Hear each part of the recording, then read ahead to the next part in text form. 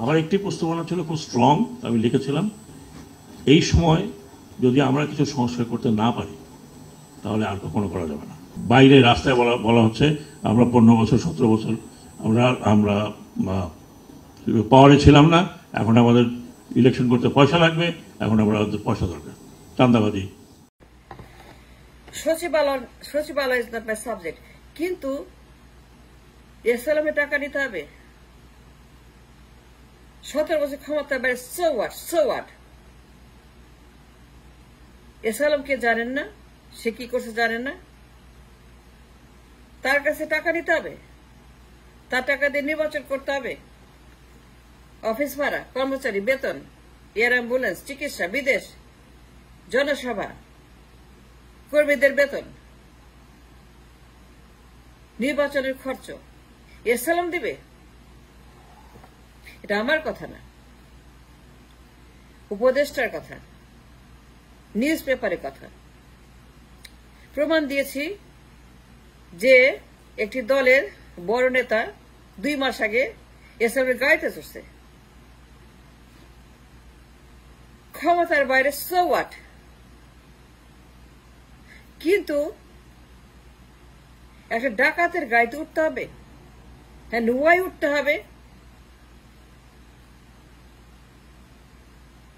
নির্বাচন করতে হবে তার টাকা দিয়ে।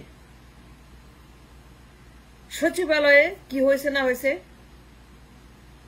we all know that, and that's not my subject. My question is, why asylum? তার টাকা কেন নিতে হবে? আর টাকা নেই, so what? Shut the door, go home. যদি আপনি টাকা না পান ভালো লোকের থেকে নির্বাচন করার জন্য,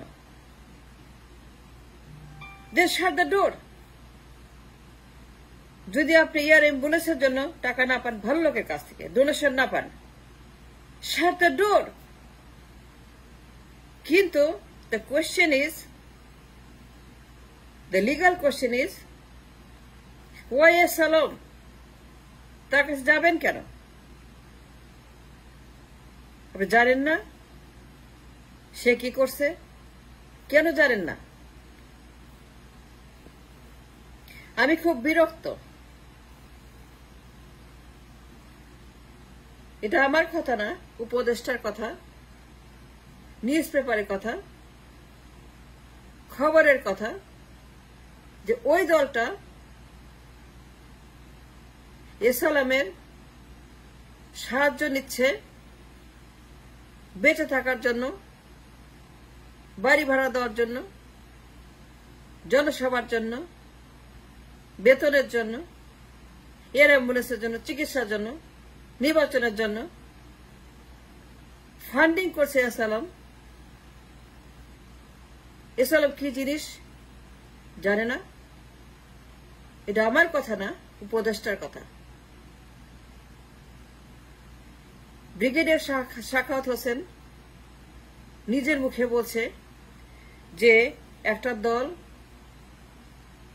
দীর্ঘ সময় ক্ষমতার বাইরে এবং তারা এসএলএমদের টাকা নিচ্ছে এবং তারা বলেছে টাকার দরকার, এবং উপদেষ্টা সাহেব বলেছে এসএলএমের মতো লোকেদের থেকে টাকা নেওয়া হচ্ছে। তিনি বলেছেন এর চাঁদাবাজি। এই লোক সেই দলের বড় বড় নেতাকে পাশে রাখিয়ে বাম দিকে ডান দিকে মাঝখানে বসে তিনি ক্লেম করছেন যে এসএলএমের টাকা যাচ্ছে একটি দলের পকেটে, এবং তারা যুক্তি দেখিয়েছে আমাদের টাকার দরকার, আমাদের টাকা নাই। তিনি বলেছেন চাঁদাবাজি। The question is, এসএলএম কেন?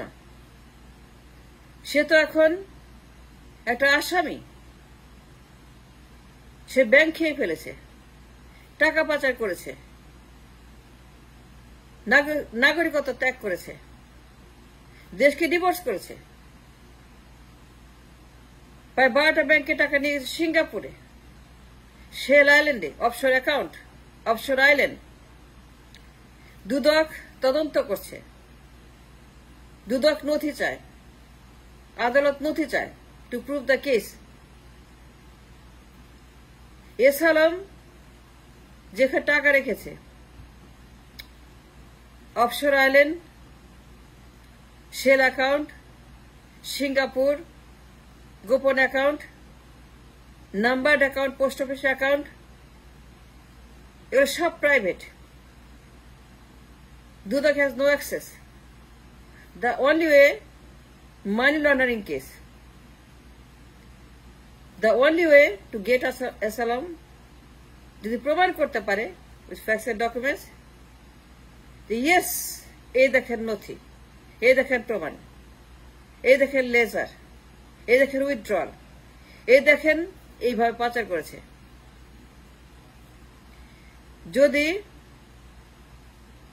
দুদক কনভিন্স করতে পারে আদালতকে উইথ দ্য নথিপত্র, with the facts and documents, যে এই দেখেন এস আলম ব্যাংক থেকে কিভাবে টাকা পাচার করেছে, গভর্নর রূপ, শেখ হাসিনা এবং তাদের সকল আমলারা মিলে মিশে পাচার করে সিঙ্গাপুরে, আয়ারল্যান্ডে এই সমস্ত পোস্ট অফিস অ্যাকাউন্টে টাকা রেখেছে, প্রাইভেট করে দিয়েছে। And private account, nobody has access except the asylum and his lawyer and his family. Dudak কোনো access পাবে না in his account because he belonged to Singapore, not Bangladesh anymore. The only way is the নথিপত্র। যদি প্রমাণ করতে পারে নথিপত্র দিয়ে, yes indeed, this man has stolen the money out of the country and then laundered the money in the shell account in a islands. That's called money laundering case. সেই জন্য দরকার নথি। ওই দলটা জানে না যে এস আলম কিভাবে 1 ডজন ব্যাংক একবারে খেয়ে ফেলেছে, 17, 18, 19, 20, 21, 22 পর্যন্ত পাচার করেছে, লুট করেছে গভর্নর অফ শেখ হাসিনা এবং তার আমলাদের সহযোগিতায়। এই আমলারা যারা বিদ্রোহ করেছে তারা যুক্ত নথির সঙ্গে, এই আমলারা যারা বিদ্রোহ করেছে সচিবালয়ে তারা যুক্ত এই লন্ডারিং সঙ্গে, পাচার সঙ্গে, এস আলমের সঙ্গে। এস আলম ফান্ডিং করে আমলাদেরকে, এস আলম ফান্ডিং করে আওয়ামী লীগকে, এসব ফান্ডিং করে চোরদেরকে, এসব ফান্ডিং করে যারা আগুন দিয়েছে। And now the question, আমার দরকার নথি। নথি কোথায়? পুড়ে গেল কেন? Now the question is, আমার দরকার নথি। আমার অন্য কিছু শোনার টাইম নাই তো, আমার নথি কোথায় গেল? 2 মাস আগে যে এস আলমের গাড়িতে চড়ে, গাড়ির বহর নিয়ে তার এলাকায় যায়, 2 মাস আগে মাত্র, on the record, in the paper, প্রমাণ দিয়েছি, আজকেও দিলাম। ওই লোক যখন ভারত থেকে আসলো দেশে, and why in the world he rode that car of S Alam? যে এস আলম $12 বিলিয়ন পাচার করে ব্যাংককে ধ্বংস করে দিয়েছে, একটা ক্রিমিনাল, যার বিরুদ্ধে মামলা আছে, তদন্ত হচ্ছে। যে এস আলম একটা ব্যাংক ডাকাত, মানি লন্ডারার, বা তার কাছ থেকে কেন গাড়ি নিতে হবে, তার বহরে কেন উঠতে হবে? And why in the world 2 মাস আগে এস আলমের গাড়ি এয়ারপোর্টে তাকে রিসিভ করছে? ছবি দিয়েছি। If that's not enough proof, যখন ধরা পড়লো তোপের মুখে স্বীকার করলো পার্টি বলছে।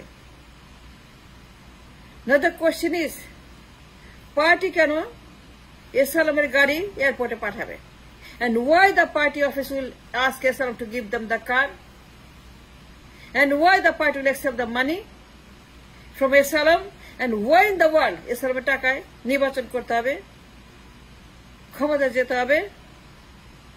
জনসভার ফান্ডিং, নির্বাচনের ফান্ডিং, অফিসের ফান্ডিং, বেতনের ফান্ডিং, বাড়ি ভাড়া ফান্ডিং, এয়ার অ্যাম্বুলেন্সের ফান্ডিং, চিকিৎসা টাকার ফান্ডিং, বিশাল টাকা নিতে হবে এসালামের কাছ থেকে। বিশাল অঙ্কের টাকা লাগবে চিকিৎসার জন্য, এয়ার অ্যাম্বুলেন্সের জন্য, ইউরোপ আমেরিকার জন্য, ঢাকার জন্য নির্বাচন করতে হবে। এন্ড দ্যাটস দ্য কোয়েশ্চেন, আমার টাকা নথি পুড়ে গেল কেন? দ্য কোয়েশ্চেন ইজ দীর্ঘ সময় ক্ষমতায় নাই, সো হোয়াট? কিন্তু ক্ষমতা যাওয়ার জন্য এসালামের পায়ে ধরতে হবে, তার কাছে ফান্ডিং নিতে হবে, তার টাকা নির্বাচন করতে হবে। নথি পড়ে গেছে, আমার তো একটা নথি, কিন্তু যে লোকের নথি পড়ে গেছে, যে আমরা নথি পুড়িয়েছে, যে সকল আমরা নথি পুরানোর সঙ্গে কানেক্টেড, যে লোকের নথি এসালাম,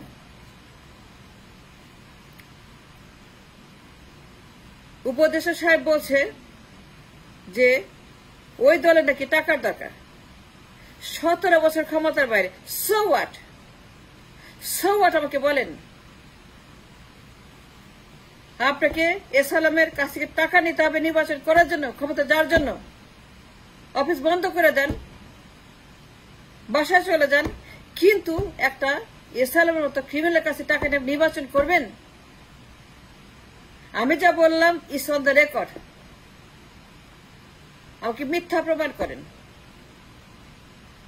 মানুষের দালাল, দেশের দালাল, প্রমাণ দিয়ে কথা বললাম।